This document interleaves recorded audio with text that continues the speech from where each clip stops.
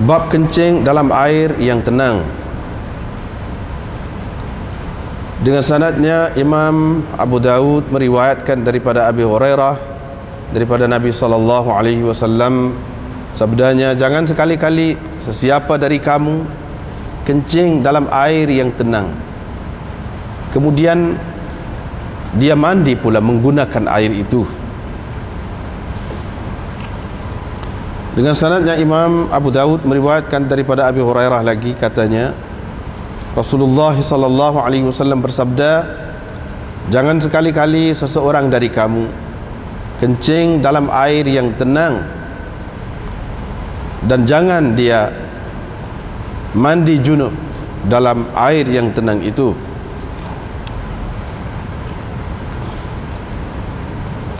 Babul wudu' bisu'ril kalb. Ini bab berwudu dengan air sisa anjing, sisa jilatan anjing.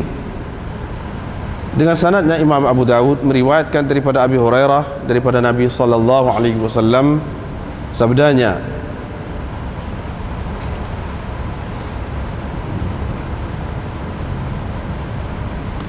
bersihnya bekas seseorang dari kamu bila anjing menjilatnya, yakni menjilat air ataupun sesuatu yang ada di dalamnya, ialah apabila ia membasuh 7 kali. Yang pertama darinya dengan tanah. Abu Dawud berkata, demikianlah kata Ayyub dan Habib ibnu Syahid daripada Muhammad. Dengan sanadnya Imam Abu Dawud meriwayatkan lagi daripada Abu Hurairah, sama maknanya dengan hadis sebelum ini, tetapi mereka berdua ini tidak memarfu'kan hadis ini. Dan dia menambahkan, Ayyub dalam riwayatnya menambahkan matannya begini, bila kucing menjilat yakni air ataupun bekas, ghusila marratan, dibasuh sekali yang di bekas itu. Dengan sanadnya Imam Abu Dawud meriwayatkan daripada Abi Hurairah bahawa Nabi SAW bersabda, bila anjing menjilat yakni sesuatu dalam bekas, maka basuhlah bekas itu 7 kali. Yang ke-7 dengan tanah. Abu Dawud berkata, adapun Abu Salih, Abu Razin, A'raj, Thabit Al-Ahnaf, Hammam bin Munabbih dan Abu Suddi Abdurrahman, mereka semua ini meriwayatkannya daripada Abi Hurairah, tetapi tidak ada menyebutkan turab, tanah itu, yani basuh dengan tanah itu tidak ada disebutkan oleh mereka.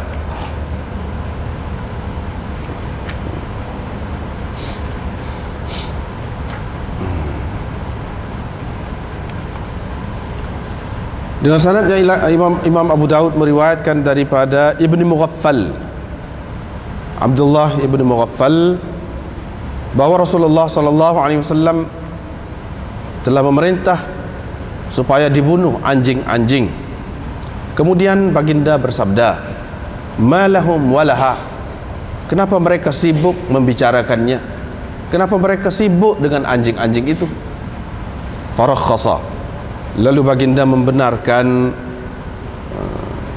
dipelihara ataupun disimpan anjing buruan dan anjing untuk menjaga kambing ataupun ternakan. Waqala, dan dia berkata, bila anjing menjilat sesuatu dalam bekas, ini bekas kita lah, faghsiluhu, bekas kamu, faghsiluhu sab'a mirar, basuhlah bekas itu 7 kali. Dan yang ke-7 darinya, affiruhu bitturab, kamu basuhkannya dengan tanah atau lumurkannya dengan tanah. Abu Dawud berkata, demikianlah pendapat Ibnu Mughaffal ataupun kata Ibnu Mughaffal. Itulah sekat tu. Kita tengok dulu.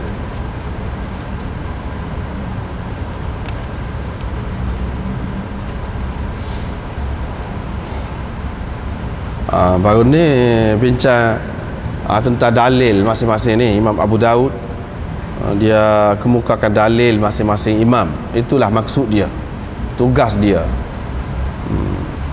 dan hasrat dia menulis kitab Sunan Abi Daud ini ialah untuk menyatakan dalil masing-masing ulama tu bagi mazhab mereka. Orang ni pendapat lagu ni, orang ni pendapat lagu ni, kita dapati tak serupa tu pandangan masing-masing. Apakah dalil-dalil mereka? Sebahagian daripadanya Imam Abu Daud kemukakan dalam kitab dia ni, sebahagian daripadanya.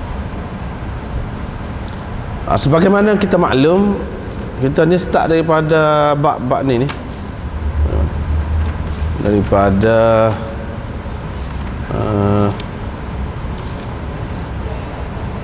bi'ri buda'ah. Sebelum pada tu lagi hak dua qullah tu, idza kana al-ma'u qullatain lam yahmil al-khabath, ma yunajjisul ma'. Situ ma yunajjisul ma', apakah perkara yang menajiskan air. Start situ. Mula-mula sekali Imam Abu Daud buat mari dalil bagi ulama-ulama yang mengatakan air ni dikira sikit kalau kurang daripada 2 qullah. Bila sikit sani kurang 2 qullah sani, kalau dimasuki oleh najis, sama ada berubah ke atau tidak berubah ke sifat air yang asal itu, tetap jadi najis. Itu pendapat mereka. Dalilnya mana? Itulah hadis yang telah kita baca dulu, bab yang pertama. Bab yang kedua, iaitu bab majaa fi bi'ri buda'ah. Minggu lepas. Hak ni dalil bagi orang yang mengatakan air itu tidak terhad 2 qullah, dipanggil sedikit. Air itu kurang daripada 2 qullah pun, kalau tidak berubah sifat dia tu, sifat asal dia tu lah, tidak berubah dengan bau najis ke, atau warna najis ke, ataupun rasa najis ke, air itu tetap suci walaupun dimasuki oleh najis, selagi tidak berubah. Apa dalil mereka? Ni hadis bi'ri buda'ah, dan kita sudah bincang panjang dah waktu tu, tidak perlu diulangi lagi, cuma nak sekali lalu, sepintas lalu. Itu dalil mereka. Air kalau sikit pun tidak jadi najis. Kemudian cerita tentang air musta'mal pula, innal ma' tahur la yunajjisuhu syai', air itu tidak berjunub.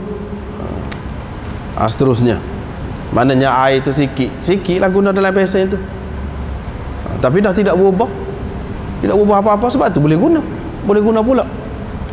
Itulah dalil mereka. Itu golongan yang kedua. Golongan yang kedua ni seperti Imam Malik. Itu di antara imam yang masyhurnya Imam Malik yang berpendapat begitu, dan ramai lagi yang lain. Ni malam ni Imam Abu Daud nak menceritakan dalil golongan yang lain pula, iaitu ia mengatakan air ni kena banyak, orang panggil air banyak, bukan terhad dengan 2 qullah, tidak terhad dengan 2 qullah ke, atau kurang ke, atau lebih, tak tahulah hak tu, tapi hak orang panggil banyak, air ni banyak. Maka air itu baru tidak jadi najis kalau dimasuki oleh najis. Sekiranya tidak berubah lah, kalau berubah tu banyak setara mana pun jadi najis. Hak tu semua sepakat dah. Hak tu ni kalau tidak berubah, masalah kalau tidak berubah.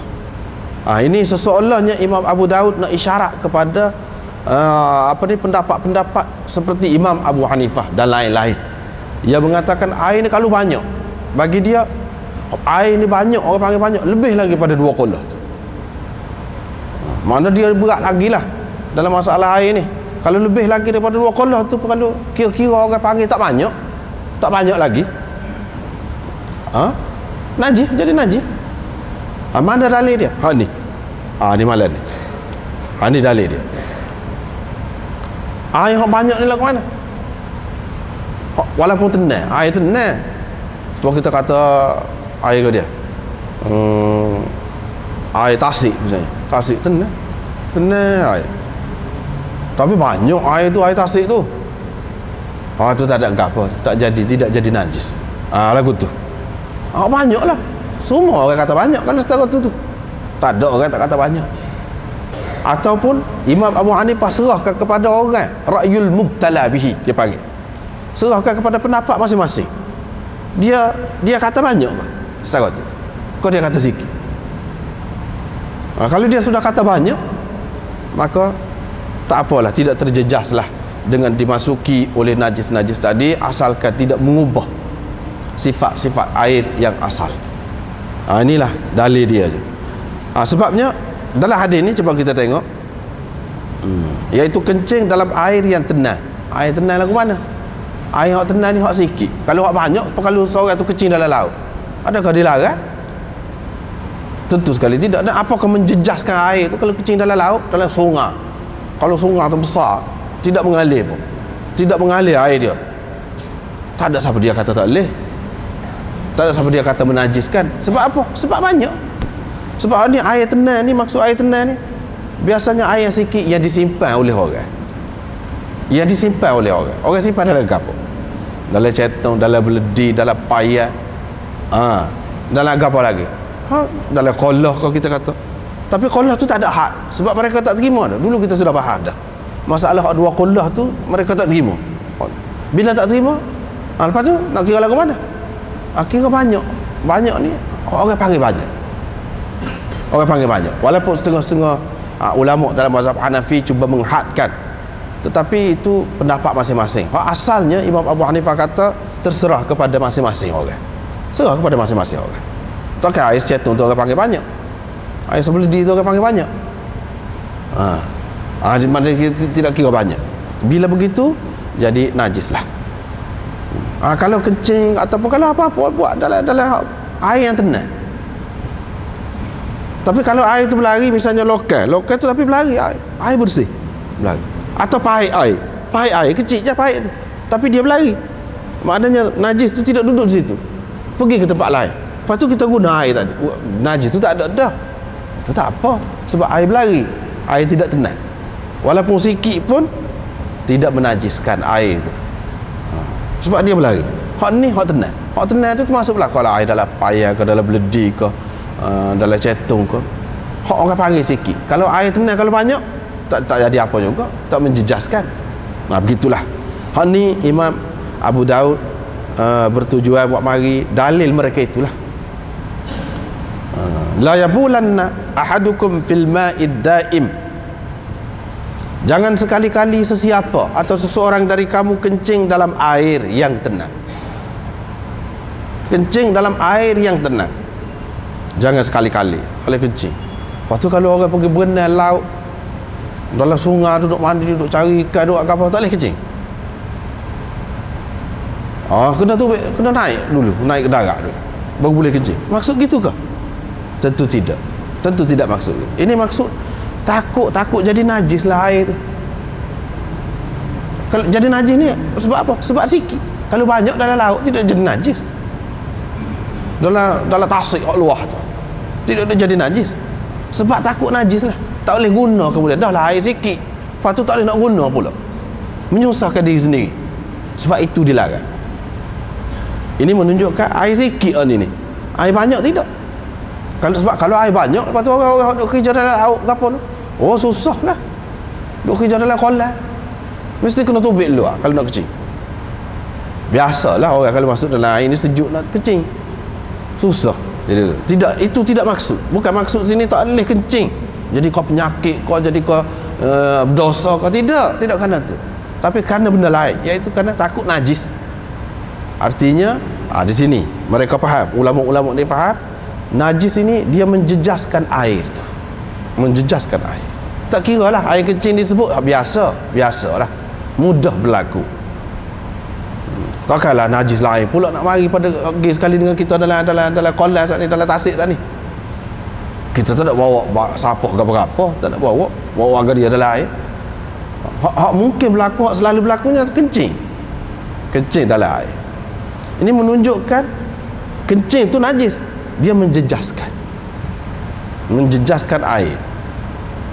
Dengan sebab itu kita kena jaga.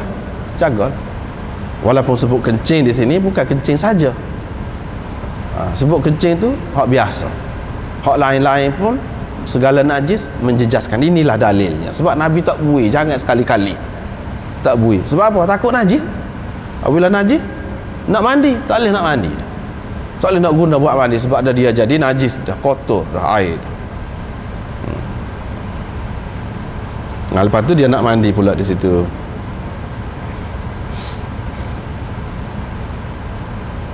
La yabulanna ahadukum fil ma'id daim. Ini kalau kita nak tengok dari sudut nahwu. La yabulanna ahadukum fil ma'id daim thumma yaghtasilu minhu. La yabulanna ahadukum fil ma'id daim thumma yaghtasila minhu. Dua. La yabulanna ahadukum fil ma'id daim thumma yaghtasil minhu. Tiga. Tiga. Sebab itu kitab-kitab lama dia tidak kena pakai baris. Sebab apa? Kalau pakai baris seseolah terikat dengan sesuatu, padahal boleh banyak lagi. Boleh banyak lagi.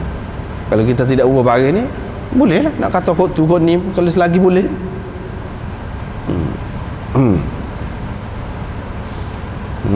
Baiklah, secara ringkasnya disebutkan, kita nak sebutkan di sini, iaitu thumma itu ataf lah. Ataf tu thumma yaghtasilu minhu. Ataf kepada la yabulanna.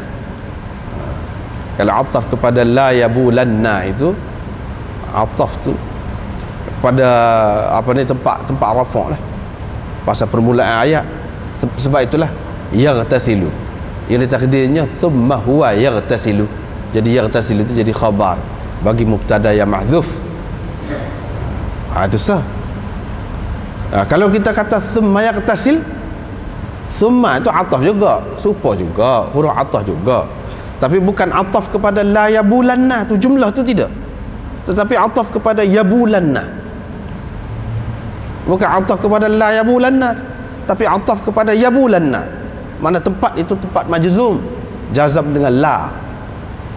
Jazam dengan la tu. Sebab itu kena baca yagtasil, mati kalau kita ataf situ. Maknanya jangan sekali-kali kamu kencing dalam air yang tenang, kemudian jangan dia mandi menggunakan air itu. Itu maknanya jangan dia mandi menggunakan air itu pula. Yang ketiganya thumma yaghtasila. Thumma yaghtasila, apa bagi datah? Bagi datah sebab dia ni nasab dengan an mudmarah. Itulah sedikitlah, sedikit sebanyak kita boleh royak tu. Panjang sangat tak seronok juga dah. Panjang sangat, boleh tengok dalam kitab-kitab lain lah waktu tu. Thumma yaghtasila. Imam Nawawi kata ni tak molek ni sebab tak boleh jadi. Selepas thumma ni, ataf dengan thumma, an tu tak boleh duduk selepas thumma. Dia boleh duduk selepas waw dan fa saja. An mudmarah. Lepas thumma tak ada. Dengan sebab itu tak boleh. Imam Nawawi tak setuju. Thumma yaghtasila. Tapi ulama-ulama lain ramai lagi, termasuk Ibnu Malik, pengarang Alfiyah, boleh dia kata. Thumma di sini kadang-kadang dengan makna waw, kadang-kadang dengan makna fa. Kadang-kadang dengan makna waw, kadang-kadang dengan makna fa. Kalau dengan makna waw, selepas waw tu boleh takdir an mudmarah. Dan nasab fi'il mudhari' itu dengan sebab an itulah. Dengan sebab an itu. Misalnya dalam ayat la ta'kulis samakah wa tashrabal laban. Wa an tashrabal laban. Gitu. Selepas ayat nafi ni. Selepas ayat nahi. Boleh. Dia kata thumma dengan makna waw di situ. Misalnya la ta'kulis samaka wa tashrabal laban. Kalau kita kata thumma dengan makna fa, fayaghtasila, boleh juga. Nasab fi'il mudhari' itu dengan an mudmarah juga. Serupa dengan dalam firman Allah SWT, la tatghaw fihi fayahilla alaikum ghadabi. Fayahilla, bukan fayahillu, fa'an yahilla. Begitulah. Itulah secara ringkas. Secara ringkas. Kemudian panjang tu tak perlu di situ. Kalau kita kata thumma ni dengan makna asal dia, kalau lebih baik, paling baiknya dengan makna asal lah. Bukan kita kata thumma dengan makna waw atau dengan makna fa, tidak, tapi dengan makna asal dia lah. Apa ni, haraf ataf juga. Lepas tu hak paling baiknya yaghtasilu, baca paling baik. Kalau kita baca macam tu, Apa maksud summa di sini? Apa makna summa di sini? Summa di sini dengan makna istib'adiyah. Makna dari segi makna dia. Dari segi dia tu haraf ataf, makna dia tu makna ke dia? Adakah makna apa ni litartib wat tarahi ataupun makna apa dia? Di sini thumma dengan makna istib'adiyah. Istib'adiyah ni maknanya tak munasabah, tak masuk akal. Kalau orang tu orang yang waras, tak munasabah dia akan buat lagu tu. Dia kecing, dia tahu dah kecing ni bau hacing busuk, lepas tu dia nak mandi pula, tak munasabah, benda tak masuk akal. Orang yang berfikiran waras tak akan buat benda macam tu. Jadi adakah kamu kalau buat macam tu kamu waras? Anda tidak waras lah. Orang yang waras tak munasabah, jauh daripada nak dapat terima keadaan itu. Itu maknanya, makna istib'adiyah, tak munasabah. Orang yang berakal tidak akan buat kerja lagu tu. Itu maknanya. Ada juga ulama yang mengatakan di sini istib'adiyah ataupun summa dengan makna ma'al dia tu tidak boleh. Hujung jatuh dia tu menyusahkan diri sendiri juga. Ni semua ni tak munasabah dilakukan oleh orang yang cerdik lah. Sebab apa? Hujung dia hanya akan menyusahkan diri sendiri. Contoh dia dalam hadis lain. Contoh dia dalam hadis lainnya iaitu la yadribanna ahadukum imra'atahu darbal amah thumma yudaji'uha. Serupa ayat dia tu serupa. Jangan sekali-kali sesiapa daripada kamu pukul isteri dia seperti dipukul amahnya. Seperti dipukul amahnya. Kemudian dia pergi nak tidur sekali dengan bini dia tu. Akhirnya kesudahannya pergi nak tidur sekali dengan bini itu juga. Maknanya keadaan ini satunya tak munasabah dilakukan oleh orang yang bijaksana, orang yang waras. Yang keduanya menyebabkan dia tidak akan mendapat apa yang dikehendakinya. Dah bini saat dia kena bahaya dah, beci adalah ke dia, tak tidur adalah sekalinya, tak dapatlah hajat dia, maksud dia. Begitulah juga dah kita kecing dalam air saat ni, air tu kita nak minum, nak mandi, nak macam-macam lah. Kemudian kita dah tak boleh guna dah lagi air. Ni makna dari segi hujung jatuhnya merugikan kita sendiri, menyusahkan kita sendiri. Thumma tu memberi makna lagu tu. Kemudian dia akan guna juga benda tu. Lepas tu dia boleh guna kah? Tak boleh. Sebab apa? Pasal dia sendiri yang buat, menyebabkan jadi tak boleh guna tu. Gitu makna. Oleh itu janganlah kita buat perkara yang seumpama kencing itu. Jangan kencing ataupun buat benda-benda lain, janganlah. Sehingga kita sendiri tak boleh nak guna, sehingga kita sendiri jadi susah. Tak boleh lagu tu. Jangan sekali-kali buat lagi.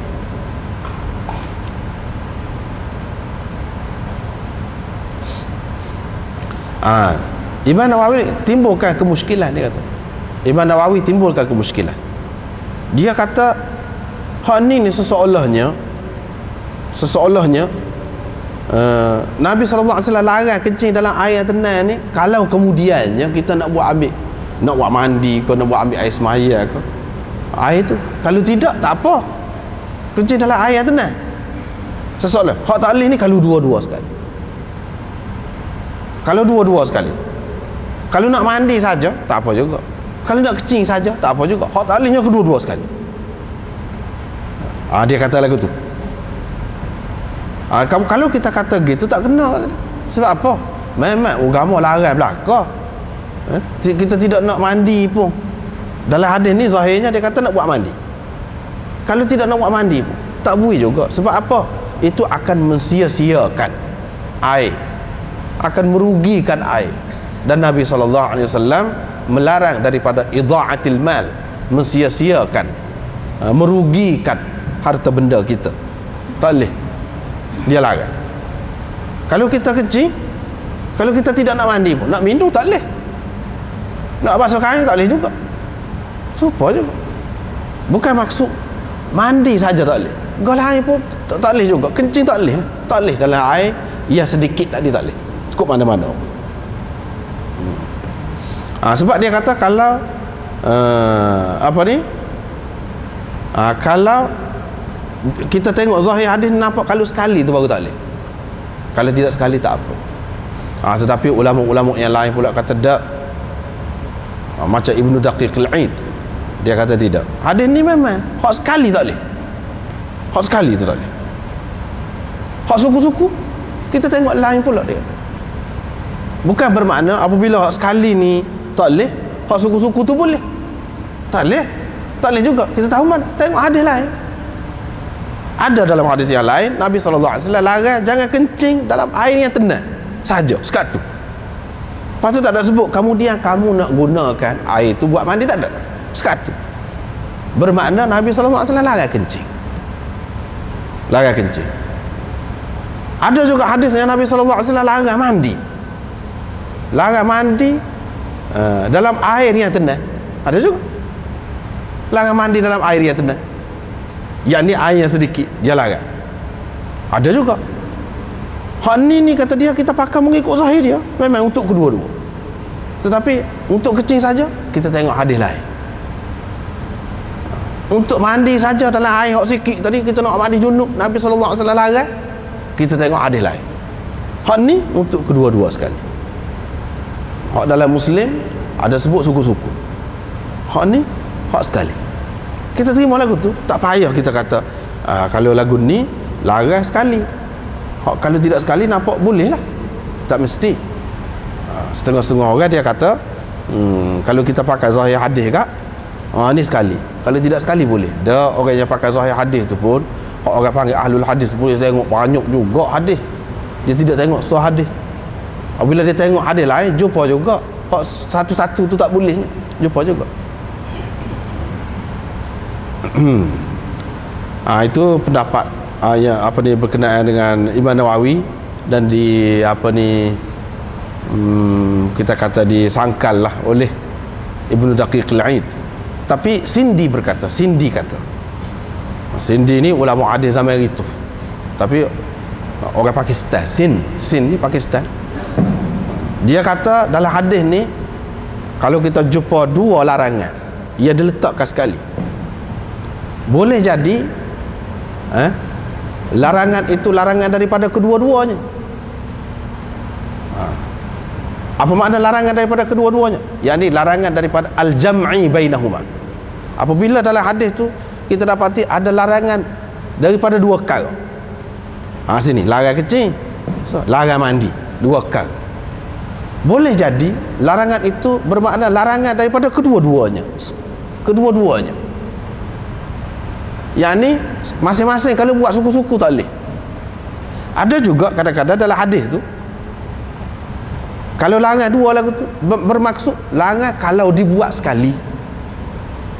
Kalau dibuat suku-suku tak apa. Ada kalanya begitu. Tetapi hadis ini kata dia menunjukkan larang daripada semua sekali. Jadi kalau buat kedua-dua sekali pun tak boleh, suku-suku pun tak boleh. Kadang-kadang makna begitu. Inilah ya payah tu, dia kena perhati itu, kena mengaji.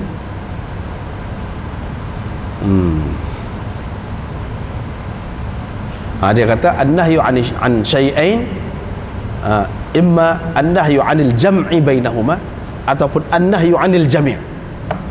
Yani an kulli wahidin minhuma. Larangan daripada dua perkara boleh jadi bermakna larangan daripada mengumpulkan kedua-duanya sekali. Boleh jadi larangan daripada masing-masing, daripada tiap-tiap satu, boleh jadi. Tu kena perhatilah pula. Kita nak kata sini larangan ni untuk jamak ke atau kedua-dua sekali, dalam apa keadaan sekalipun, kita nak tahu lagu mana. Kalau kita tengok hadis pun seperti yang Ana sebut tadi, dalam Muslim ada sebut suku-suku tu pun dilarang juga. Ini menunjukkan larangan daripada jami', bukan larangan daripada jamak, tapi larangan daripada jami'. Itu istilah dia. Kemudian kita nak tengok pula apa maksud Nabi SAW larang kencing dalam air yang sedikit ni, air yang tenang, air yang tidak berlari ni. Dalam riwayat Bukhari dan Muslim ada disebut allazi la yajri, ada tambahan lagi, la yabulanna ahadukum fil ma'id da'im allazi la yajri. ada tambahan gitu, iaitu air yang tenang yang tidak berlari. Air yang tidak berlari. Apa sebab dilarang? Jawabnya satu, kerana tadilah kerana air sedikit tu dia jadi najis lah dengan dimasuki najis. Kalau tidak apa-apa Nabi larang gitu semua. Apabila najis tak boleh nak guna air, untuk ambil air sembahyang, untuk mengangkat hadas ke apa, tak boleh lah. Itu sebab dilarang. Yang kedua sebab dilarang, kerana kalau kita buat lagu tu boleh jadi tidak berubah air tadi, dengan sebab kita kencing seorang. Air tu walaupun tidak banyak benar apa, banyak kalah lah kita kata, banyak kalah. Boleh jadi satu tempayan kalau kita kencing tak berubah. Orang mari kemudian tak tahu pun, boleh jadi. Boleh jadi. Tetapi apabila kita buat gitu, orang lain tengok dia buat lagu tu pula jadi banyak. Dengan sebab itu kita jangan memulakan, jangan siapa-siapa pun. Sebab itu jangan sesiapa pun, ahadukum, jangan sesiapa pun secara beramai-ramai kau, seorang-seorang kau. Sebab apabila orang tengok hak tidak berapa reti ni, dia akan buat kata. Apabila dia buat kata, habis. Ini kalau kita nak mengikut hak mazhab Malik, dia kata kalau tidak berubah tidak jadi najis. Tidak jadi najis pun kalau pakat pergi kecil situ ramai-ramai, dia akan berubah juga akhirnya merugikan, kita tak boleh guna juga. Itu sebab tak boleh.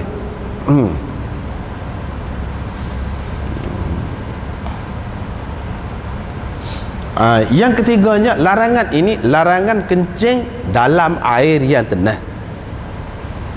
Dalam tu, kalau sama ada kita duduk dalam tu, kita berendam dalam tu, ataupun kita kencing daripada luar ke dalam tu, supaya. Tapi kalau kita kencing di lain, tidak masuk dalam tu, itu tidak orang panggil kencing dalam air yang tenang. Tak apa. Kalau kita kencing ke lain, dekat ni, dekat payah, kita kencing ke lain, tak apa. Hak tak bolehnya dalam air yang tenang. Tetapi kalau kencing dekat tu masuk dalam air, serupa juga. Yang Nabi SAW larang tu kerana najis lah. Najis itu tidak semesti baru dia jadi najis. Apabila kita kencing secara langsung dalam air tu baru jadi najis. Kalau kita kencing dalam air dulu, hilang sifat najis dia tu, tidak, serupa dulu. Kalau kita kencing luar, lepas tu meleleh masuk dalam tu, serupa juga. Maknanya tak boleh belaka lah. Tidak semesti makna dalam air tu betul. Kalau di luar tu pun dekat tu, kalau membawa masuk ke dalam air tak boleh juga. Sebab maksud asalnya takut jadi najis. Jadi najis tu dengan sebab najis tadi lah. Dengan sebab najis tu masuk dalam air. Itulah dari segi kefahaman tentang hadis ni.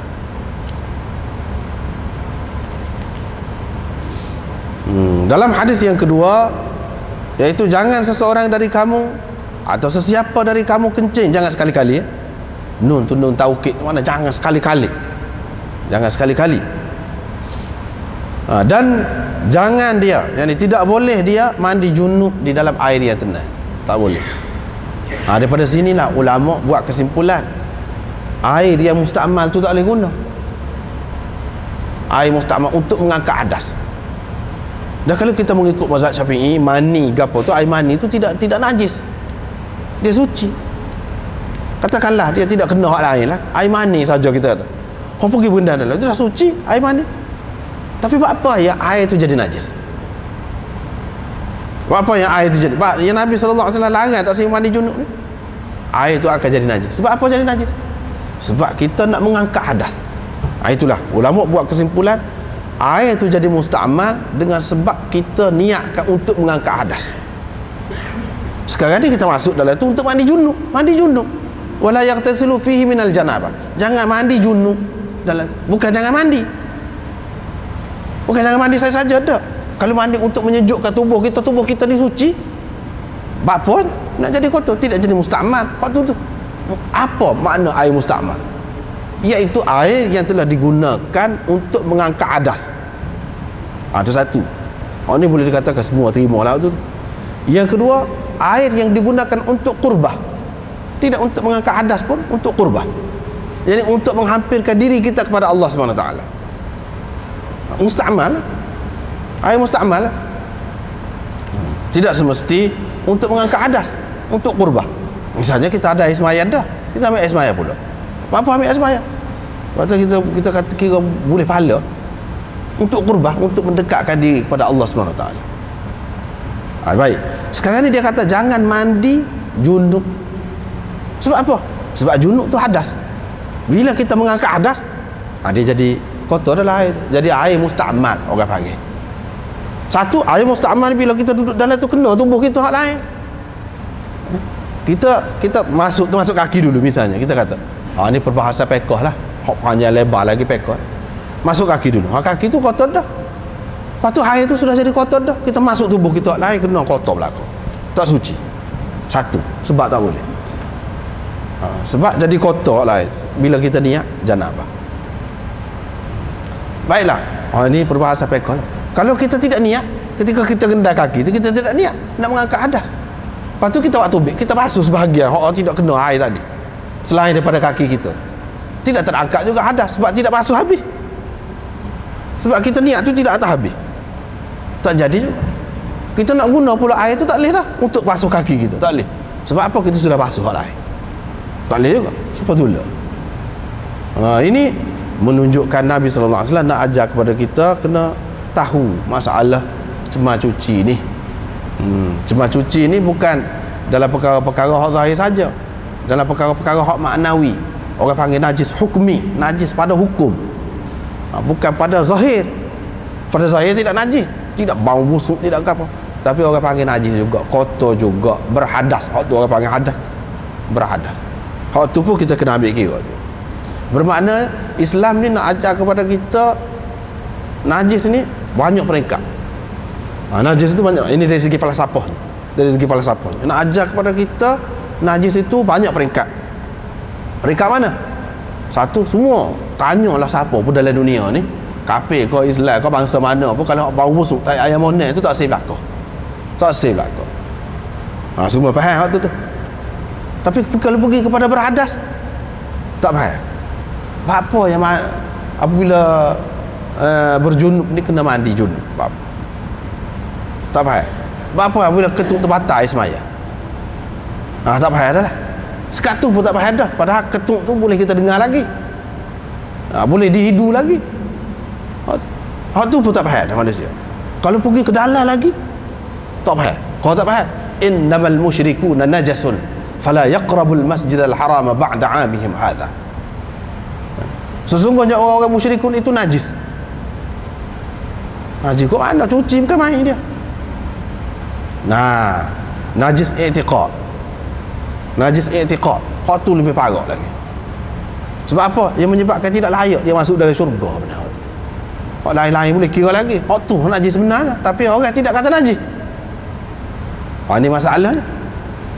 Bagaimana agama Islam nak ajar orang, nak meningkatkan kesedaran dia, kepahaman dia tu tentang najis ini.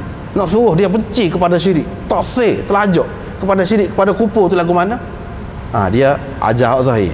Ini lagu najis. Ni hak cemar, ni najis ni hak cemar. Kamu faham ke tidak? Hak cemar, taksir belaka. Semua cuci belaka dalam dunia ni, nak cuci belaka. Tapi apabila sampai ke peringkat lagi, tak serah dah. Bukan semua orang hak serah. Sampai ke peringkat lagi, tinggi lagi. Sebab tu orang Islam dia tinggi.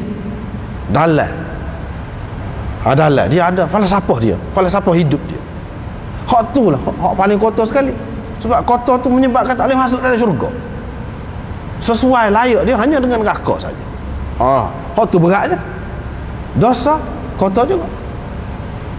Maksiat kotor juga.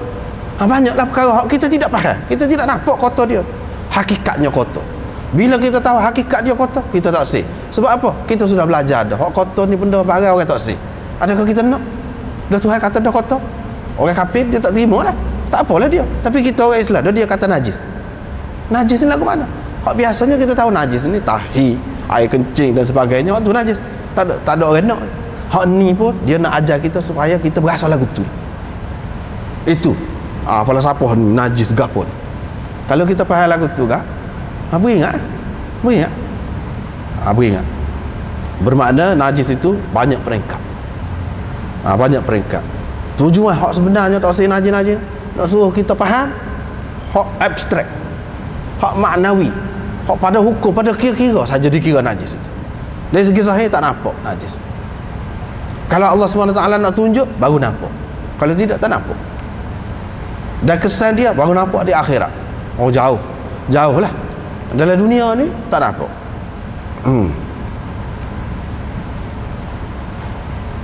Wala yaqtasilu fi minal janabah. Itu satu, bagi kita pun tidak suci kalau kita mandi junub dalam tu. Yang kedua, orang lain nak mandi tak boleh lah. Tapi lepas tu cara lagu mana? Jangan mandi dalam tu. Bukan mandi, ambil air dalam tu. Ambil air, cebok air lah. Itu cara. Cebok air hok dalam tu. Buat mandi tak apa. Cebok air. Hak tak bolehnya mandi dalam tu. Tak ada satulah. Baru ni kita sudah jumpa dah, iaitu salah seorang isteri Nabi SAW mandi dalam besin. Dia kata tak mungkin mandi dalam besin. Sebab Nabi SAW larang mandi dalam air yang tenang. Bahab dalam besin tu air yang tenang jugalah. Mana boleh bini dia buat pula. Sebab itu fi tu dia kata dengan makna min. Fi tu dengan makna min. Dia mandi tu dengan mengambil air dari bekas itu, dari besin itu. Bukan mandi duduk dalam besin itu. Kalau mandi duduk dalam besin itu canggah dengan ni pula. Kemudian dia mandi tak mandi junub. Dia mandi tak mandi junub. Lepas tu dapat apa ya dia bergomong sangat kata tu tadi saya junub. Bila Nabi SAW nak pergi mandi dia kata tadi saya junub, saya mandi guna air tu. Apa tak boleh? Itu prasangka dia saja. Sebab dia cebok dengan tangan dia. Mungkin sedikit sebanyak air itu menitik dalam tu. Seperti yang kita sudah faham minggu lepas.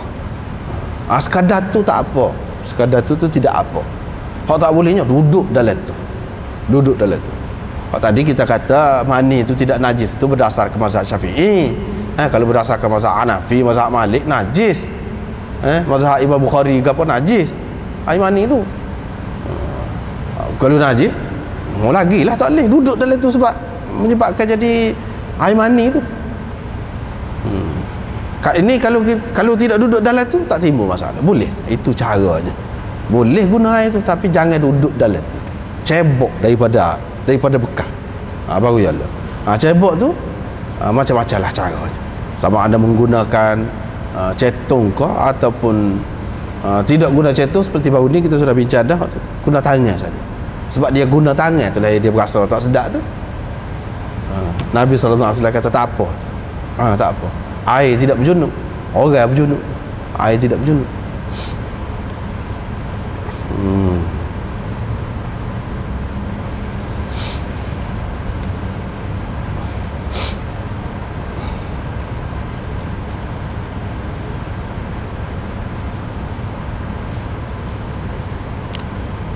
Babul wudu' bi su'ril kalb.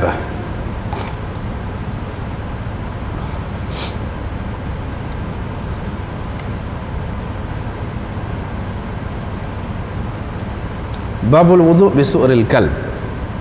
Ini bab berwuduk dengan sisa jilatan anjing. Sisa jilatan anjing. Bila kata berwuduk tu tentulah air lah tu, tentulah air.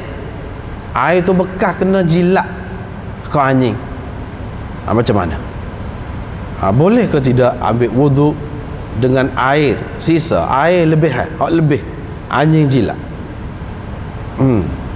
Ni Imam Abu Daud nak cetuskan satu masalah lain pula.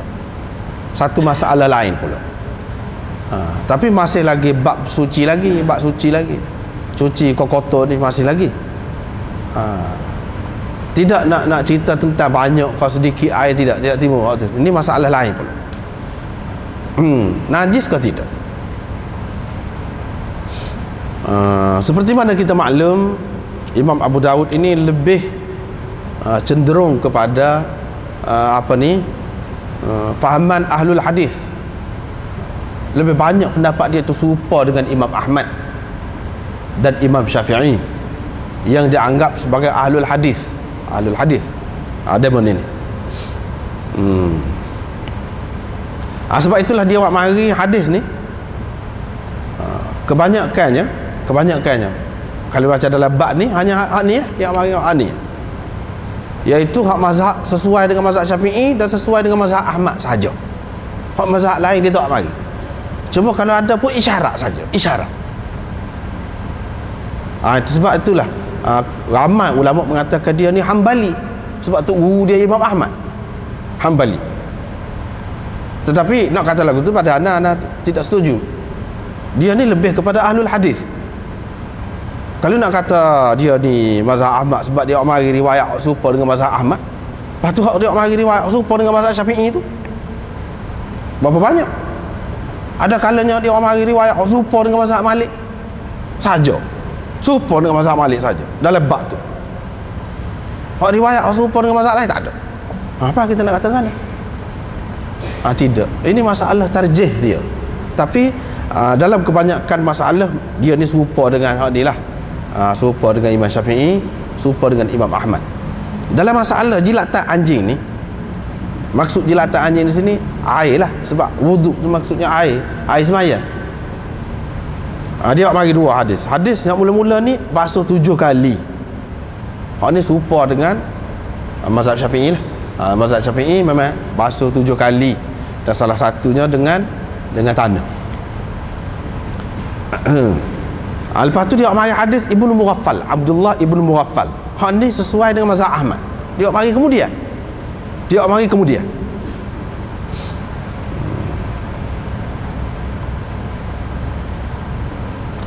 Dalam Abu Daud ni dia tidak ada dulu kemudian yang jadi keutamaan, tidak. Tidak jadi keutamaan hak dulu kemudian. Boleh jadi hak kemudian tu hak dia tarjihkan. Boleh jadi hak dulu dia tarjihkan, boleh jadi. Dia tidak mesti hak hadis hak kemudian tu kurang kuat bagi dia, tak mesti. Riwayat yang kedua yang seterusnya iaitu Ibnu Mughaffal, dia basuh 8 kali. Ni Imam Ahmad pegang dengan hak tu basuh 8 kali. Dan salah satunya dengan tanah juga. Kok mana-mana pun dengan tanah tu mestilah. Ini pendapat dua orang imam ni. Kemudian kalau kita tengok apa maksud Imam Abu Daud buat tajuk ni, iaitu dia nak cerita bolehkah seseorang itu bersuci ataupun ambil air semaya menggunakan air sisa jilatan anjing. Boleh ke tidak?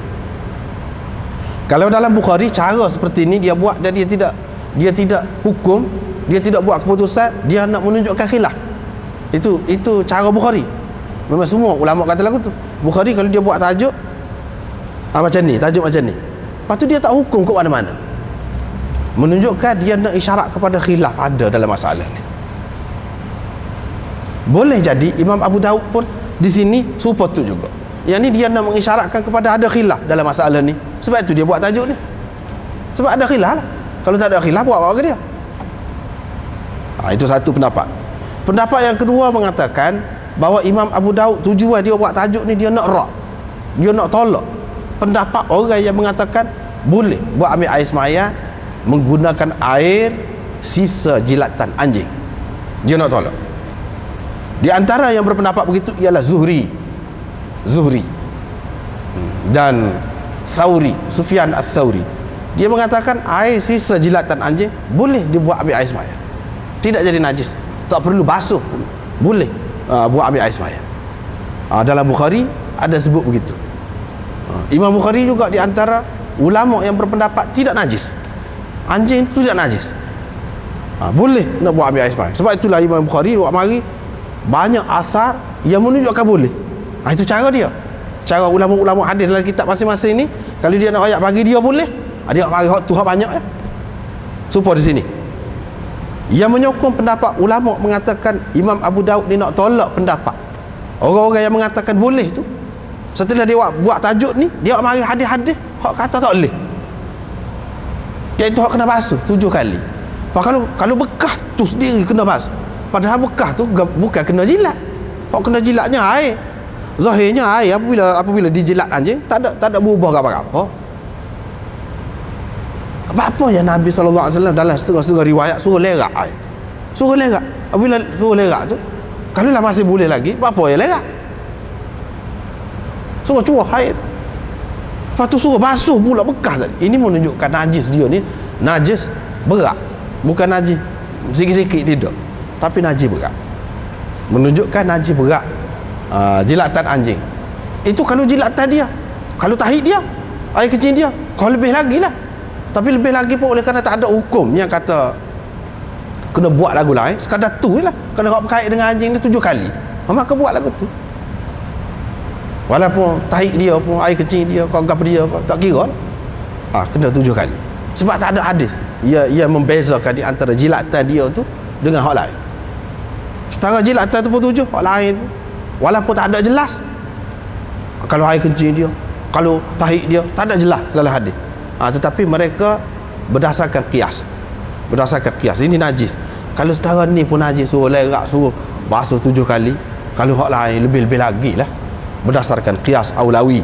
Mereka pakai berdasarkan qiyas aulawi. Kau tak boleh lagi lah hak lain. Itu pendapat mereka. Tetapi Imam Malik, Imam Bukhari, ini mazhab lah ni. Ni lah mengikut pendapat setengah ulama, dia kata maksud buat tajuk ni dia nak isyarat kepada khilaf. Khilaf. Imam Malik kata tidak sampai najis suruh basuh. Tapi dah ada hadis suruh basuh, kita basuh 7 kali. Hak tanah tidak, tak saya terima dia. Tapi kalau ada orang basuh dengan tanah, basuh gila, tak apa. Basuh gila. Tapi dia muskil, kalau basuh hujung sekali, apa kau cuci? Kena basuh pula. Kalau hak yang ketujuh, dalam setengah-setengah riwayat, yang ketujuh dia basuh dengan tanah. Basuh dengan tanah kita boleh nak guna kah? Kena basuh sekali pula, jadi 8. Kalau kita kira hak 8 basuh 8 tu, hak yang ke-8 tu basuh dengan tanah, cemaralah. Takkan nak boleh buat masak dengan hak tu. Nak masak nasi ke, nak jerah nasi ke, nak apa-apa, takkan boleh. Mesti kena basuh. Kalau basuh sekali lagi jadi 9, kata dia. Dia kata dia tak sih. Dia kata sanad ini sahih. Ni orang-orang seperti Imam Malik, dia kata hadis-hadis ini sanad dia sahih. Tetapi matan hak suruh basuh dengan tanah itu hak tu syadz. Mengikut mereka. Hak tu syadz. Afiruhu biturab, hak tu syadz. Dia kata lagu tu. Apa makna syadz? Makna hak tu tidak sahih lah, tidak kuat lah. Hak tu 7 kali dia terima. Ini mengikut Imam Malik. Tapi 7 kali basuh 7 kali tu bukan kerana anjing tu najis. Tidak. Bukan kerana anjing tu najis, tetapi dah Nabi suruh. Ni dia panggil amrun ta'abbudi. Perintah kerana ibadat. Kita tak boleh soal. Supaya bapa ya basuh tangan 3 kali, ambil air semaya. Bapa ya sapu kepala, tidak sapu galai. Kita tak boleh tanya sebab dia suruh, ni ibadat. Hak ni pula gitu juga. Bukan kerana dia najis. Tidak kerana dia najis. Sebab apa dia kata tidak kerana najis? Kalau najis, semua anjing najis. Sedangkan dalam Quran dengan jelas disebutkan, fakulu mimma amsakna alaikum. Fakulu mimma amsakna alaikum. Kamu makanlah apa-apa yang ditangkap oleh anjing. Matilah binatang tu, tak sembelih pun tak apa. Ditangkap oleh anjing, dia mesti kekeh lebih pada jilat lah, kata dia. Lebih pada jilat lah. Lepas tu dalam Quran tu pun, ataupun dalam hadis mana-mana kau selepas daripada anjing ni, anjing buruan, tekan binatang buruan, tak ada satu pun hadis yang mana jelas menyebutkan Nabi SAW suruh basuh 7 kali binatang buruan. Mana ada hadis dia kata? Tak ada. Bila tak ada, apa anjing ni anjing mana? Najis dia tu najis zati kau, najis dia tu zat dia tu najis kau lagu mana? Kau ada benda lain ni. Kalau najis zati, sebab babi tu tak kira lah, babi hutan kau, babi kampung kau, babi lagu mana pun, buat lagu mana pun najis belakang, tak boleh. Hak ni apa maksud? Kalau najis, hak tadi tak ada perintah. Hak ni cerita lain ni, ketika lain ni, ketika jilat ni, hak jilat saja. Hak tadi tu, tekan binatang beruang tadi, mana ada hadis? Dia kata, kalau dalam ayat Quran tentu dah tak ada. Suruh basuh 7 kali ke apa, salah satu je dengan tanah tu tentu dah tak ada. Hak tu. Hak dalam hadis, hak berkenaan dengan tu ada ke? Tak ada juga. Bila tak ada, dia kata dah tidak najis. Hadis ni dah ada berkenaan dengan jilatan saja. Jilatan saja. Dia kata kalau anjing tu bubuh mulut dia, bubuh mulut, tapi dia katuk mulut dia, bubuh mulut dalam air, tak tidak kena basuh. Hak tak bolehnya jilat. Sebab hadis ni kata lagu. Kalau dia celup kaki dia dalam air, tidak jadi najis, tidak perlu basuh 7 kali pun tidak perlu. Apatah lagi dengan tanah salah satunya, basuh 7 kali itu pun tidak perlu, tidak jadi kotor air itu, kata dia. Hak tak bolehnya jilat. Tu kata Imam Malik. Jelas dalam hadis tu. Lepas tu sahabat-sahabat dia tengok ramai yang kemudiannya, termasuk Abu Hurairah sendiri yang meriwayatkan hadis ni. Dia perah anjing. Lepas tu tak ada pun riwayat daripada dia yang menyebutkan apabila anjing itu kena sesek kau di rumah dia kau, di gapo-gapo, di dinding kau, di gapo kau, dia basuh. Tak ada satu pun riwayat. Tak ada. Ada hak ni waktu pun ni tak ada lain. Ketika anjing tu sentuh dengan dia, basuh sama basuh kau, tak ada ketika kena kambing dia kau, anjing tu basuh sama basuh. Dia adakah dia basuh? Tak ada. Ini menunjukkan khusus dengan hak ni saja, kata dia. Khusus dengan hak ni saja. Itu pendapat Imam Malik. Dia kata tidak. Yas'alunaka madza uhilla lahum qul uhilla lakum at-tayyibat wa ma 'allamtum minal jawarih mukallibin tu'allimunahunna mimma 'allamakumullah fakulu mimma amsakna 'alaikum. Hak tadi. Baru tu biar hak tadi. Orang tanya tentang apa dia, hak makanan hak halal. Hak molek-molek dalam Quran kata. Dan binatang yang diburu oleh binatang-binatang yang kamu ajar ni seperti anjing ke apa, hak dia terkan tu kamu makan, boleh. Halal. Bila halal, takkan najis ni halal. Halal ni tidak najis. Dia bagi ikut tu lah. Dia bagi ikut tu. Itu pendapat Imam Malik. Imam Bukhari pun lagu tu juga. Baik. Imam Abu Hanifah pula kata, dia kata tak, najis juga. Tapi najis tidak mughallas. Tidak najis mughallas. Kita belajar ni kan, kalau dalam fiqh Syafi'i najasah mughallasah. Najis berat. Ada dua, kan? Babi sah, anjing sah. Hak tu mazhab Syafi'i. Tapi kalau dalam mazhab Hanafi tidak. Dia ni serupa najis-najis lain 3 kali basuh. Pula dah. Mazhab Hanafi kata tidak 7 kali. Tapi oleh kerana Imam Ahmad dia jauh sikit pendapat dia tu daripada mazhab Hanafi, daripada mazhab Malik, dia tak marilah tu. Sebab itu dalil bagi ulama-ulama mengatakan pengarang ni dia mazhab gapo, dia tengok kepada cara dia buat mari hadis. Biasanya pengarang-pengarang tu dia mari hadis-hadis sesuai dengan pendapat dia yang dia kira kuat tu. Hak ni lah yang boleh jadi pegangan. Walaupun dia tidak menafikan orang lain, itu masing-masing lah tu. Supaya dia mari hak dua ni ya. Bagi dia kuat ni. Tapi orang lain kata tak. Imam Abu Hanifah kata 3 kali. Sebab apa? Sebab Abu Hurairah sendiri ada riwayat yang sahih daripada dia menyebutkan dia basuh 3 kali. Dan dia fatwa, orang tanya dia mana kalau anjing jilatan anjing, dia kata 3 kali. Tak ada salah satu tanah, tak ada 3 kali. Sumpah benda lain lah. Kalau kita basuh ayat kau ikutlah berapa kau hak mana najis tu 3 kali. Tak ada guna tanah, tak ada. Dan 3 kali. Hak 7 kali ni dia tak pakai. Ini orang tidak panggil anti hadis lagu tu. Dia terima hadis ni. Hadis ni sahih, tapi kita tak boleh pakai. Sebab apa? Sebab dia kata hadis ini sudah mansukh. Imam Abu Hanifah kata hadis ini mansukh. Imam Malik tak kata mansukh. Dia tak kata mansukh. Imam Abu Hanifah kata hadis ini sudah mansukh.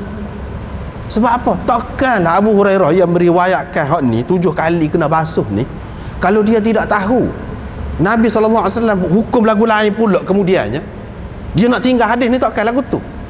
Sahabat tak buat kerja lagu tu. Mesti dia tahu boleh buat kurang daripada 7 kali. Tanpa tanah salah satunya mesti boleh. Baru dia buat lagu tu. Kalau tidak, takkan dia nak petua lagu tu. Ini dia petua. Orang tanya dia. Lepas tu anak murid dia Atta pun lagu tu juga. Petua kata 3 kali bahasa. Dia petua lagu tu. Takkanlah sahabat ni kata dia yang meriwayat ke dia lah. Dia riwayat hadis ni. Dia lah riwayat hadis ni. Lepas tu kita dapati dia yang mengamalkan lagu lain. Kalau orang tanya dia kata 3 kali bahasa. Hak 7 kali tu pun ada juga. Lepas tu ada juga 7 kali tu lagu mana? Ada mau tu kata 7 kali lebih baik. Bukan makna wajib. Hak wajibnya 3 kali kata dia. Hak wajib 3 kali. Hak 7 tu lebih baik saja. Kalau tidak 7 pun tak apa. Dengan tanah lebih baik saja. Kalau tidak dengan tanah pun tak apa. 3 kali. Tapi najis juga. Najis juga. Tapi najis porengnya. Macam Imam Malik tadi, dia tidak kata najis. Dia tidak kata najis. Tak najis. Lepas tu hak kes anjing buruan ke apa tu kecuali. Dia kira kecuali. Imam Syafi'i pun lagu tu juga. Tu dia kira kecuali. Tetapi kecuali pun Imam Syafi'i kata kena basuh. Binatang buruan tadi. Dia bukan kena tadi. Kena basuh. Kena basuh ikut cara ni. Sebab dia jadikan hadis ini sebagai asas. Hadis ini sebagai asas. Kok mana-mana pun pusing, mari kena guna hak ni. Sebab dia jadikan hadis ini sebagai asas. Imam Malik tidak jadikan hadis ini sebagai asas. Dia jadikan Quran itu sebagai asas. Dan amalan sahabat yang begitu ramai. Tak ada. Tak ada. Siapa dia pun dia kata apabila igak apa ni anjing ni igak binatang yang diburu, lepas tu basuh 7 kali lagu ni. Samuk lagu ni. Tak ada. Dia pegang hak tu. Itu dijadikan sebagai asas. Hak ni terpencil. Dia kira terpencil. Yang meriwayatkan hak ni daripada Abu Hurairah, hak sebut tanah ni Muhammad seorang. Siapa Muhammad? Muhammad Ibnu Sirin seorang dia. Lepas tu dalam kalangan anak murid dia ni pula ramai ni. Ramai pula yang tidak sebut pun hak tanah tu. Tidak sebut tanah. Walaupun ada hak sebut tanah tu, tapi ramai juga tidak sebut tanah tu. Dengan sebab itu dia kata tak boleh. Tak sah lah kalau lagu tu. Sebab itu Imam Ahmad pun tidak pegang dengan hak ni. Imam Ahmad pegang dengan hak 8. Kalau kita perhati kan, kalau kita perhati hak ni kan akhir sekali selepas daripada Imam Abu Daud, akhir sekali hak kita baca tadi. Qala Abu Daud wa hakadha qala Ibnu Mughaffal. Begitulah pendapat Ibnu Mughaffal. Mana Ibnu Mughaffal dia riwayat basuh 8 kali. Orang tanya dia kata lagu tu juga. Pendapat dia lagu tu juga. Maknanya bagi Imam Abu Daud hak ni kuat ni. Kalau Abu Hurairah dia riwayat hak 7 kali, dia buat tidak 7 kali, 3 kali. Hak 7 kali pun ada, sehingga orang boleh takwil lah. Orang kata hak 7 kali tu untuk hak lebih baik. Hak ni tak kemah. Sebab itu Imam Ahmad tak pegang ni. Ada Abu Hurairah ni hak 7 kali. Sebab Abu Hurairah sendiri lagu lain. Dia riwayat hak 7 kali, pada dia tidak amal. Orang tanya, dia petua lagu lain 3 kali. Kalau ada hak 7 kali pun orang boleh kata itu untuk hak lebih baik saja. Tak kemal. Tetapi hak ni, sebab itu Imam Abu Daud kata wa hakadha qala Ibnu Mughaffal. Beginilah pendapat Ibnu Mughaffal. Mana perawi ni dia riwayat hadis tu, pas pendapat dia pun serupa dengan hak tu. Hak ni lebih kemal kata dia. Sebab itu kita kena pegang dengan hak ni. Hak 8 kali basuh. Sebab itu dia pegang hak tu. Sebab perawi dia tu dia buat serupa dengan hak dia riwayat. Kalau sudah masuk, apa dia buat lagu tu? Kalau sudah masuk, apa dia terus pakai 8 kali semacam. Kalau orang tanya dia pun royak 8 kali. Salah satunya dengan tanah. Kalau sudah masuk. Ini pendapat Imam Ahmad. Ini menunjukkan tidak masuk. Kalau Abu Hurairah tak kemah nampak. Tapi Ibnu Mughaffal kemah. Sebab itu kita pegang hak 8. Tetapi macam Imam Abu Hanifah dia hak ni hadis Abu Hurairah. Ibnu Mughaffal tu kata dia, Ibnu Mughaffal dia seorang bila Islam serupa dengan Abu Hurairah pada tahun yang ke-7 kemudian. Sahabat besar seramai-ramai lagi. Apa tak ada riwayat daripada demo tu. Serupa ni, apa tak ada. Kita kena tengok ramai kata dia. Kena tengok ramai. Hak ni sebab tu bagi mereka riwayat terpencil. Memang sahih riwayat ni. Tidak, sebab itulah kita kata tidak semesti apabila kata sahih riwayat itu mesti ulama pakai, tak mesti. Boleh jadi dia sahih tapi dia sudah mansuh. Bukti mansuhnya ni Imam Abu Hanifah kata. Bukti hadis ini sudah mansuh iaitu satu Abu Hurairah. Dia riwayat ni, lepas tu dia buat lagu lain. Takkanlah kalau tidak mansuh dia nak pakai lagu lain. Takkan lagu tu. Tak benar sahabat. Kalau kita kata ini takwil lah dia ikut pendapat dia, itu kita sangka buruk terhadap sahabat. Tak kena lagu tu. Satu.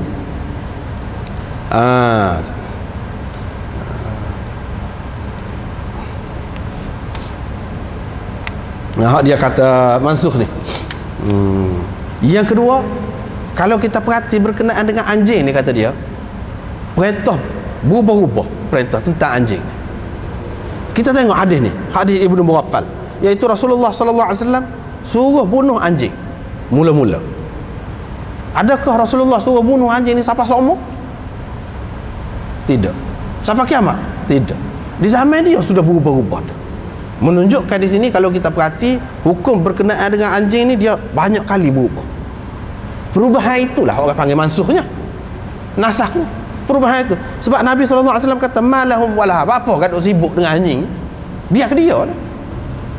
Dalam riwayat yang lain, dalam riwayat apa di Tirmizi, dia kata hiya ummatun minal umam, anjing itu pun satu umat juga, kejadian Tuhan juga, supaya lalak, supaya nyamuk, supaya apa. Ada hikmah Allah SWT buat. Kalau kita nak derak bunuh, banyak benar. Lepas tu kalau kita habiskan anjing itu semua sekali dalam dunia ni, kalau katakanlah, kalau kita buat lagu tu, akan kita mengalami kerugian. Kerana setiap waktu Tuhan buat tu, walaupun zahir kita nampak tak molek, dia ada hikmah dia. Kalau kita tak tahu rahsia dia pun, kita tak tahu, akan datang boleh jadi orang akan tahu.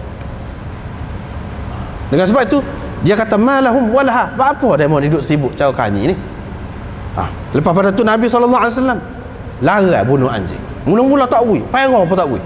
Lepas pada tu Nabi SAW rakhasa makna membenarkan. Dulu tak benar, membenarkan anjing buruan dan anjing untuk menjaga binatang-binatang ternakan, dia boleh. Menunjukkan ada kelonggaran. Di peringkat permulaan tak boleh. Apa sebab? Ulama-ulama bahas pula lah. Syekhul Hind Maulana Mahmud Al-Hasan, dia kata apa dalam takrir Tirmizi dia kata sebenarnya Nabi SAW begini kerah ni masalah anjing ni, dia kata kerana nak menghapuskan semangat meniru penjajah.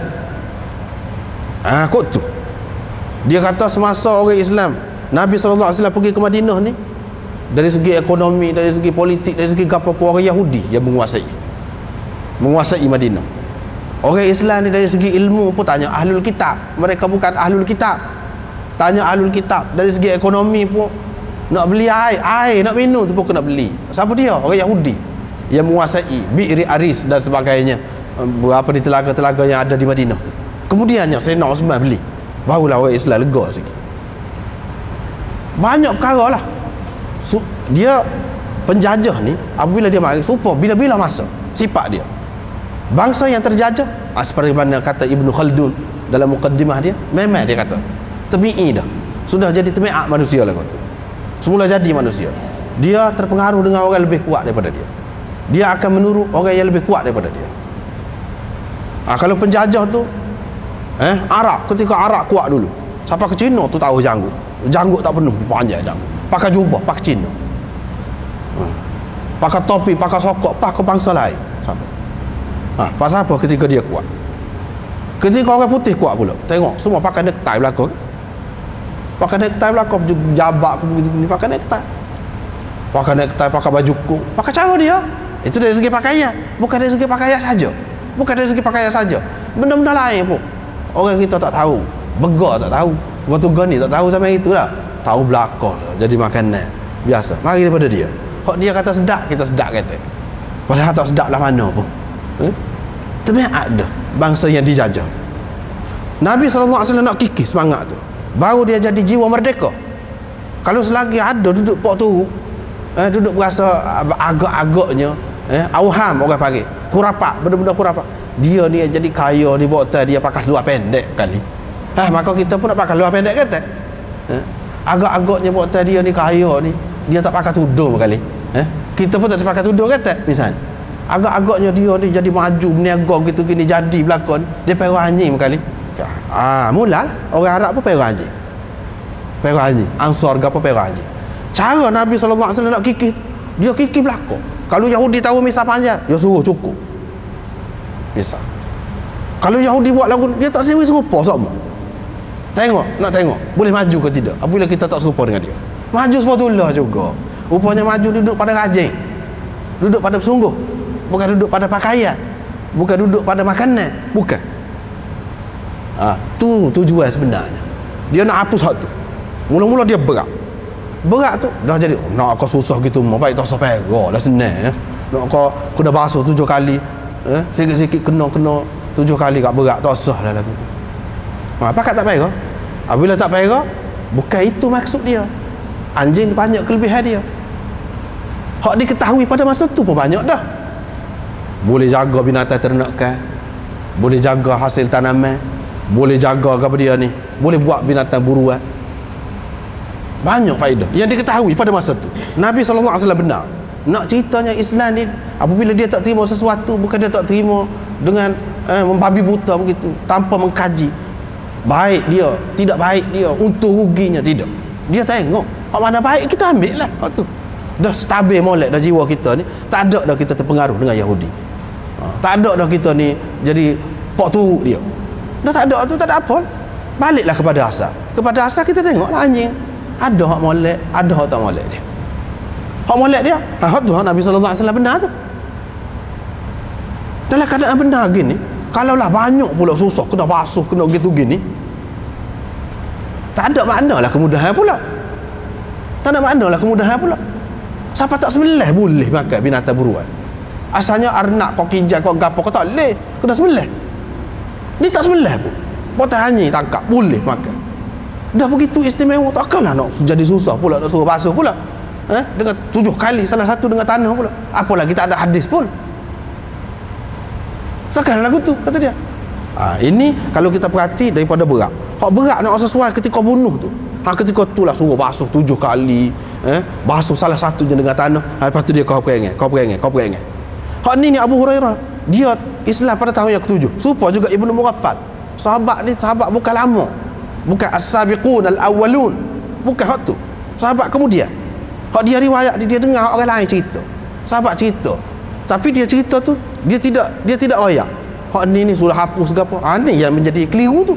Memang biasalah dalam hadis tu. Perkara yang seumpama itu. Tetapi kalau kita kaji tengok, kita nampak ini sudah masuk. Kalau tidak masuk apa ya dia amal tidak serupa dengan dia riwayat tu. Kalau tidak masuk. Kalaulah kita kata Ibnu Mughaffal boleh jadi dia pegang hak tu. Berapa ramai sahabat kadang-kadang dia dapat sahadi dia pegang hak tu. Kita tak boleh buat ukuran atas dia seorang tu. Kena tengok orang lain. Sebab itu demo ni dia kata tidak. Banyak faedahnya anjing. Kalau kita tengok sekarang ni, lagilah banyaklah anjing ni. Faedah dia. Pak, kalau orang Eskimo nu guna anjing, kata luncur air. Luncur atas hasil jid. Guna anjing. Banyak basah. Ya kena. Dah basah sama basah kena. Situ kan payah kata. Jadi payah. Kemudian kita sini yang pakai mazhab Syafi'i. Apabila siapa bak anjing kerajaan, anjing untuk nak mengesah dadah lah, untuk mengesah penjenayah lah, untuk mengesah gitu ni boleh. Apa pakai? Kalau nak kira mazhab Syafi'i tak boleh.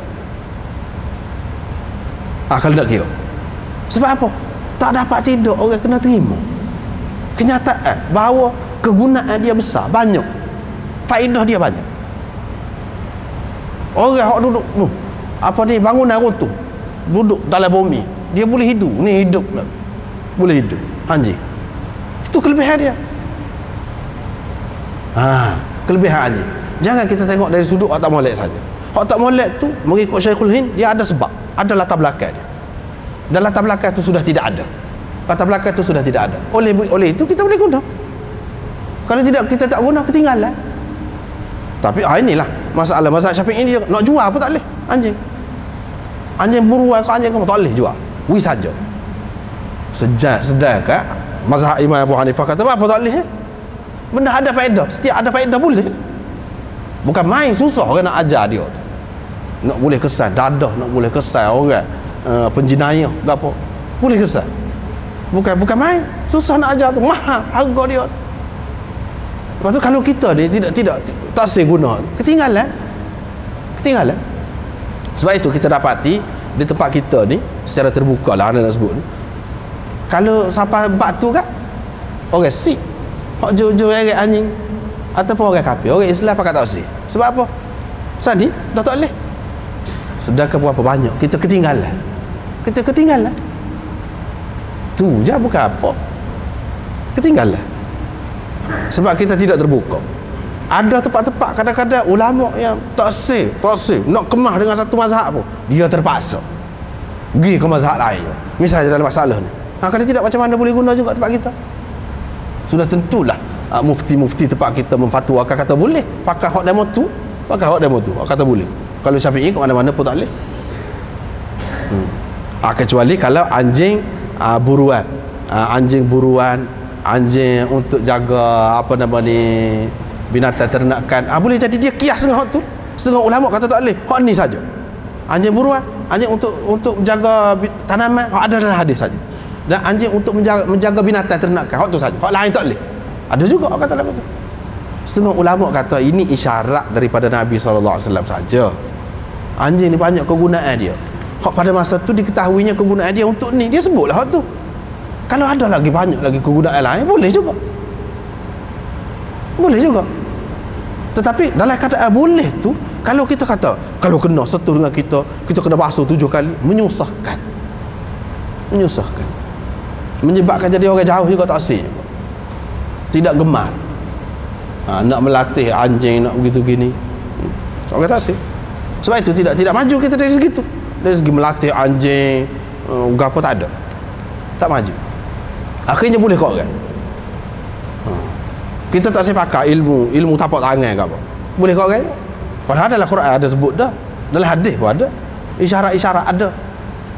Kita tinggal. Boleh kau orang. Akhirnya kita pakai juga. Kita duduk kata, tak boleh tu, waktu tu masuk dalam tenungan tu, waktu tu. Masuk dalam kahin. Tukar tenung tu. Itulah benda aja. Kalau kita belajar secara teliti, ada rasa tak timbul masalah tu. Tak timbul. Kita lebih daripada orang lain, tapi dah kita salah faham saja. Sebab itulah setengah-setengah orang dia mengatakan agama kadang-kadang menyebabkan kemunduran umat. Anda duduk fikir, memang ada juga setengah-setengah. Kalau agama tu tidak terbuka boleh. Tapi kalau agama tu terbuka, tidak mungkin agama ni menyebabkan kemunduran umat. Tidak mungkin. Sebab silap kita. Jadi masalah tapak tangan. Akhir sekali kita duduk cak jari warga dia. Dalam surat-surat rasmi, gapo-gapo, cak jari. Tak tukar dia pergi dunia mana. Tak tukar. Boleh ke siapa? Boleh ke orang putih, orang barat? Boleh ke dia? Pasal dia kaji. Kita tak kaji sebab kita takut. Takut kawan gaib. Ini anak kunci dia duduk tangan Tuhan. Silap faham. Padahal tu sains, ilmu. Tak ada kait dengan syaitan ke apa, tak ada puja-puja ke apa, tak ada. Belajar tahu. Berapa banyak faedah dia. Orang boleh tahu penyakit orang berdasarkan jari, tangan. Bentuk jari lagu ni penyakit leluh ni lagu ni. Ni sakit jantung, dia boleh royak selalu. Berapa banyak orang boleh tahu peribadi orang lagu ni, ibu jari lagu ni, peribadi lagu ni, boleh tahu. Berapa banyak faedah tu dari segi pendidikannya, dari segi gapo. Nak salurkan budak-budak. Berapa banyak faedah. Tapi dah kita tak cara tu, boleh kau orang. Kita ambil agama sempit. Ambil agama sempit. Seseolahnya mazhab Syafi'i itu sajalah Islam. Tak kena tu lagu tu. Tak kena. Menyusahlah, akhir sekali ketinggalan. Misalnya dalam masalah ni, ketinggalan. Sebab tu anak tak setuju lagu tu. Tak lagi. Kalau kita kaji hadis ni betul, tak nampak. Tidak gitu. Tidak gitu.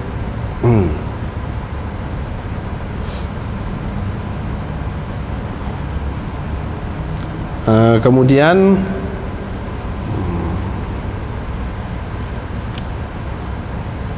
Rasulullah SAW membenarkan kalbis said wa fi kalbil ghanam, dan begitulah seterusnya. Secara rekah tu begitulah. Kalau tak jelas lagi boleh tanyalah. Boleh jadi benda ni benda baru, takut-takut keliru pula. Kita sudah ada mazhab tadi, dah clear dah tu. Kalau mazhab Syafi'i lagu ni, mazhab ni lagu ni, wayak. Cara masing-masing. Jadi begitulah. Tapi ada lagi tambahannya kalau di sini, tengok pula tu. Syah Waliullah, dia kata lagu mana? Dia kata anjing suruh basuh 7 kali gapo ni pasal dia ada kaitan dengan syaitan, kata dia. Nabi SAW tahu rahsia tu. Rahsia syaitan ni dia nak masuk dalam binatang, nak masuk dalam gapo, dia cari hak paling sesuai. Di antara hak paling sesuai dengan dia ialah anjing.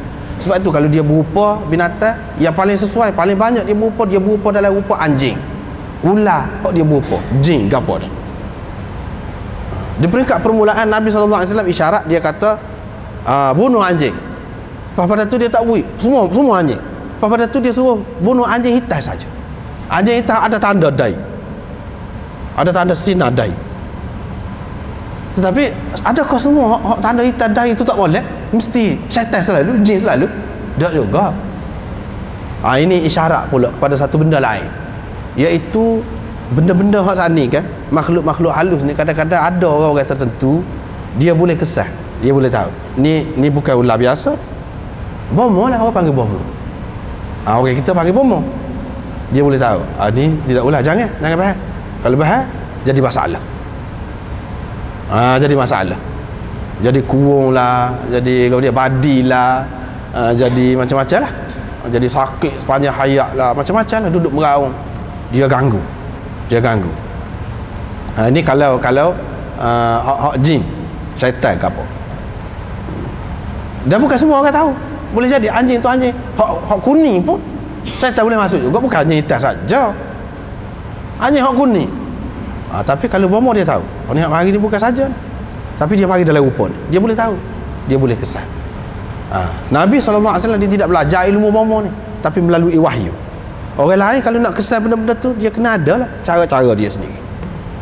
Ilmu, kena ada ilmu. Supaya tadi lah juga nak tahu anjing, nak tahu tapak tangan, nak tahu apa, ilmu belakang. Kena ikut cara dia lah.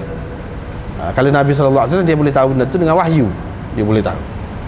Jadi Syah Waliullah kata sebab suruh tu nak suruh jauh daripada syaitan, nak suruh jauh daripada syaitan. Itu tujuan. Ibnu Rushd pula, Ibnu Rushd orang Malik ni, dia kata sebab dari segi rawatan, dia kata dari segi kesihatan, buat ada kuman kata dia tu dalam air liur anjing tu. Kalau kuman itu tidak akan hilang kecuali dengan dibasuh lagu ni kata dia. Bukan benda ni berkait dengan agama, tidak, dia berkait dengan rawatan. Jadi amar gapo di sini ni amar irsyadi. Amar irsyadi, mana untuk membimbing kita untuk kebaikan dunia kita, menyelamatkan kita. Itu orang panggil amar irsyadi. Bukan amar untuk makna buat wajib gapo, tidak, dengan makna dosa kalau tidak buat, tidak. Dia buat ikut tu pula. Maknanya dalam bab ni dalam menanggapi hadis ni begitu luas pandangan. Ni kata lagu ni kata lagu, sebab tak jelas. Baik, kalau kita kata ada kuman semua, orang yang duduk guling bating dengan anjing nak hari duduk tidur, sakit ke dia? Tak kena kuman? Tak ada bukti. Orang lain ni dia nak bukti. Kalau royak kuman kita, kuman ke apa? Berapa ramai di rata dunia ni orang duduk dengannya, tak ada apa satu. Bahkan kita nak kata ada kalanya boleh jadi virus pergi. Hak tu virus burung pun boleh, burung ayam pun boleh. Hak tu tidak nanti hak haram, hak halal pun boleh. Kadang-kadang kuman nak pergi, tidak nanti hak yang dikatakan haram itu saja. Ini bendanya. Jadi nak jelas dalam perkara ni, kita tak boleh kata bagi anda tak berani nak kata kini tak jelas. Sekarang tadi kalau tengok Quran, dia kata fakulu mimma amsakna alaikum, boleh makan. Pas kita kata boleh makan pun, Tuhan kata boleh makan. Pas boleh makan, kalau lah ayam boleh makan, itik boleh makan, kata boleh makan lalu kan? Tidak, kena sebelah dulu, kena cabut bulu dulu. Dia kata setengah orang dia kata lagu tu. Serupa juga di sini. Kata boleh makan pun kena basuh dulu 7 kali lagu ni, ikut hadis ni. Dia kata lah. Tapi itu tak kena. Alasan tu tak kena. Sebab apa? Tuhan kata boleh makan tu, padahal hukum asalnya kena sebelah binatang tu. Kena sebelah. Hak tadi bila dia kata boleh makan, tak payah sebelah dah tu. Semua ulama kata lagu tu. Dalam mazhab Syafi'i sendiri pun kata lagu tu. Tak kena sebelah dah. Padahal hukum asal kan kena sebelah. Supaya juga di sini bila dia kata boleh makan tu, tak usah kira lah bulu dia tu orang tak kira dah tu. Kira daging dia tu dah tak kena basuh sebab tak ada dalil. hak tu nampaknya lebih kemah dan lebih sesuai zaman sekarang ni berkenaan dengan anjing ni. Tapi sesuai. Orang lain nak pendapat lagu lain, itu masing-masing lah pendapat lah, masing-masing pendapat. Tapi pada anda lebih sesuai tu. Nak tak nak, kalau kita tak save pun sudah pakat dah, sudah pakat dah. Deru-deru dah anjingnya. Duk guna untuk buat kau tu ni tempat kita ni. Pakat dah. Nak ceritanya benda ni dalam senyap-senyap pun kita di masalah mazhab ni, sebab tu anda tekan semua masalah mazhab ni, kadang-kadang orang tidak faham. Sebab dia tidak faham. Kalau faham tak payah hulai dah lah. Tak boleh kata dia mesti kena terikat dah kita Syafi'i semua. Banyak perkara sudah berubah macam masalah ni. Tempat kita pun sudah berubah. Kita nak kata tak boleh, kita kalau tidak tak boleh, kita kena dah Syafi'i. Masalah jual beli hak bersyarat tu, jual beli bersyarat tu, kita pergi duduk beli di supermarket, beli mana bui garanti kad, bui garanti kad ke apa tu, tak boleh kalau masalah Syafi'i, tak boleh. Tetapi orang duduk buat nak ayat je benda ni, kalau dia mari serai gelombang dia tu kuat, tak ada siapa dia boleh tahan. Susuk nak tak nak berubah. Tapi kalau mazhab Malik boleh, memang boleh. Syarat mana saya jual benda ni, tapi kalau punah saya bagi, awak tanggung. Gitulah kira-kiranya garanti tu. Syarat berapa syarat pun tak apa. Supaya juga Imam Bukhari dia kata tak apa. Hak tu orang duduk guna. Pas cekeran. Mana ada dalam mazhab Syafi'i tak boleh cekeran. Tapi mazhab Ahmad boleh. Pas orang duk pakai cekeran. Duk pakai. Dia ingat kau dia tu mazhab agak dia. Kalau nak kira lah, kalau nak kemas sungguh tak boleh. Tak boleh. Sebab tu anak kata tidak jadi gitu kenyataannya. Apabila gelombang tu mari, dia tak boleh sekat. Supaya juga orang kata gambar ni haram.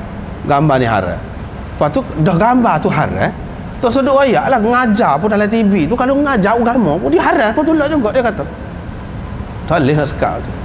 Kalau kita sekat, kita ketinggalan. Gelombang tu kuat,